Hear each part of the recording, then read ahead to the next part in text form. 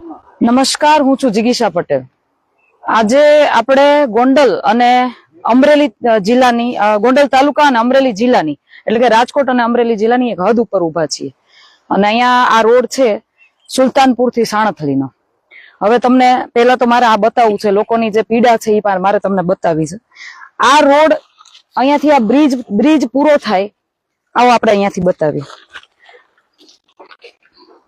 આ બ્રિજ અહીંથી પૂરો થાય છે, ત્યાંથી અમરેલી જિલ્લાની હદ ચાલુ થાય છે, એટલે ત્યાં સુધીનો રોડ ડામરપટ્ટી ક્લિયર બની ગયો છે। હવે સાણથરી આ બાજુ જાવ એટલે તમને સાણથરી આવે, સાણથરી થી આ બાજુ પાછા આ રસ્તા ઉપરથી આ બ્રિજ ક્રોસ કરી અને આ ગોંડલ તાલુકાની હદ છે, ગોંડલ તાલુકાના હદમાં સુલતાનપુર ગામમાં જવાનો રસ્તો છે। અને અહીંથી તમે આ રોડ બતાવો, આ રોડ બી અમરેલી જિલ્લાના લીધે બન્યો છે। આ જે બ્રિજ છે ને અહીંયાથી પુલ બન્યો છે, 900 મીટરનો રસ્તો છે। અમરેલી જિલ્લો પૂરો થાય પછી 900 મીટરનો રસ્તો છે, 900 મીટર પૂરું થાય એટલે આવો આ 900 મીટર અહીંયા પૂરું થયું।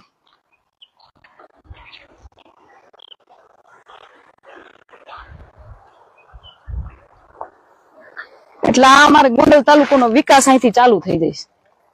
આ ગોંડલ તાલુકામાં એટલી બધો વિકાસ છે કે અહીંથી 4 કિલોમીટર સુધીમાં એટલો બધો વિકાસ થઈ ગયો છે ને કે અહીંયા લોકો રાજીના રેડ તમે જુઓ, બધાના ચહેરા ઉપર આમ ખુશીનો માહોલ છે। 4 કિલોમીટર જેવો તાલુકો ચાલુ થાય દરેક જગ્યાએ તમે ગોંડલ તાલુકાની ફરતી કોર તમે જોશો ને તો જ્યાંથી એના હદ પૂરી થાય ને ત્યાંથી બધા જ રોડ બની ગયેલા છે। આ બધા જ રોડ અહીંથી ખવાઈ જાય, ગોંડલ તાલુકો ચાલુ થાય એટલે રોડ બધા ખવાઈ ગયા હોય। હવે અમારે છેલ્લા 30 વર્ષથી તમારા રોડ લગભગ નથી બન્યો ને? 1987 વખતે લોકોનું કેવું છે કે અહીંયા કાંકરી ને એવું બધું નાખી અને રોડ બનાવવાની તૈયારી કરતા હતા, પણ પછી કાંકરી નાખ્યા પછી કોઈ ડામર બામર પાથરવામાં આવ્યો નથી। હાલો વાંધો નહીં કે 87 તો કોંગ્રેસની સરકાર હતી, એને થોડું ઘણું ખાધું, પણ આને તો હાવ ખાઈ લીધું। આને કાંકરી એ નથી નાખી। વાત એમ છે કે પ્રધાનમંત્રી એવું કે છે કે દરેક ગામને જોડતો એક રોડ બનશે અને ગામથી ગામની કનેક્ટિવિટી થશે, ગ્રામ સડક યોજના જેને કહેવાય। પરંતુ ક્યાંય કોઈ જેવા કહેવાય ને કે મોદી સાહેબ જેવા એના પોતાના પોટા લગાડી અને ગામે ગામે આખા ગુજરાતની અંદર જે જાહેરાતોમાં જે પૈસા બગાડે છે ને એટલા રૂપિયા અહીંયા બગડતા હોય ને તો આ લોકોને એટલી ફેસિલિટી મળી રહે, પણ એવું કઈ કામ તો કોઈ દિવસ થતું છે નહીં। એટલે પહેલા તો આ લોકોનો પ્રશ્ન એ છે કે આ રોડ ખાય કોણ ગયું? એવો તો ખમતીધર કોણ છે જે પાણા બાણા કાંકરી બાકરી બધું પચાવી જાય છે, ડામરે પચાવી ગયો? એવો કોન્ટ્રાક્ટર છે એ કોણ? પેલા તો ઈ જાણવું છે। અને બીજું કે અહીંયાના જે કોઈ પણ લાગતા વળગતા નેતાઓ, પ્રતિનિધિઓ અને અધિકારીઓ એની શું આમાં મિલી ભગત નહીં હોય?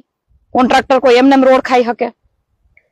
એટલે તમામ લોકોની પીડા છે કે આ રોડ તાત્કાલિક ધોરણે બનવો જોઈએ, નહીતર આના અત્યાર સુધીમાં 30 વર્ષમાં આ રોડ લગભગ 3-4 વખત તો પાસ થઈ ગયો છે।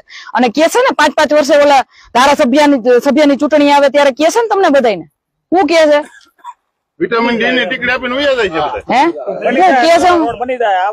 દર વખતે લોલીપોપ આપે ને, રોડ બની જાય। કાં વિધાનસભાની ચૂંટણી આવે ત્યારે રોડ બની જાય, પછી ચૂંટણી વયા ગયા પછી ત્યાં કઈ દેખાતું નથી। આ 30 વર્ષ થયા, 30 વર્ષ થયા કાંકરી નાખવામાં નથી આવી, તોય લોકોને ભોળા લોકોને ઉલ્લુ બનાવવાની અહીંયા જે પ્રતિનિધિઓ છે ને એની તમે રીત જુઓ। દર ચૂંટણીમાં એવું કહેવામાં આવે ધારાસભ્યની તમારો રોડ બની જાય।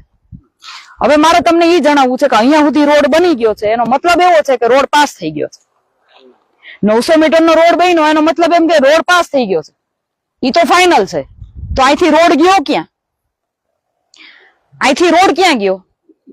કોણ ખાઈ ગયું? અને કરોડો રૂપિયાના, હું આની પહેલા શિવરાજગઢ ગઈ હતી, શિવરાજગઢમાં 18 કિલોમીટરનો રોડ 18 કરોડ રૂપિયાનો પાસ થયો હતો।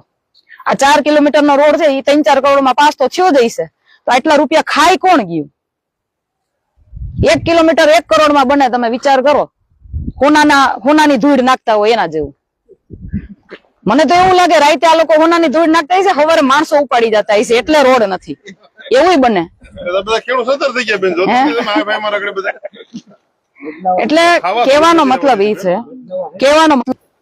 અમારા મતના લીધે તમે અહીંયા બેઠા છો, અમારા મતના લીધે તમે જીતો છો, અમારા મતના લીધે તમને સત્તા છે, અને તમને પાસે સત્તા છે ને એનો તમે દુરુપયોગ કરો છો. અને હવે તમે 2027 ની ચૂંટણીમાં આનું પરિણામ પણ જોજો. જે આટલો ભ્રષ્ટાચાર કરીને તમે બેઠા છો ને દરેક જગ્યાએ, ગોંડલ તાલુકાના તો એક પણ, હું તમને એક કહી દઉં ને કે એક પણ સતત આમ 5 કિલોમીટર હાલ્યા જાવ, એક પણ રોડ હાડો નથી, એક પણ નહીં. હમણાં નવા જ્યાં મેં વિડીયો બનાવ્યા છે ત્યાં રોડ નવા બન્યા છે ને એટલા રોડ, અને એ કેટલા વર્ષ ટકશે હું દરેક જગ્યાએ હું જઈશ ને જોઈશ. પણ આ કામ જલ્દી વહેલામાં વહેલી તકે પૂર્ણ થઈ જવું જોઈએ, નકર આના માટે આપણે બધા આંદોલન કરવા અમે બધા તૈયાર છીએ.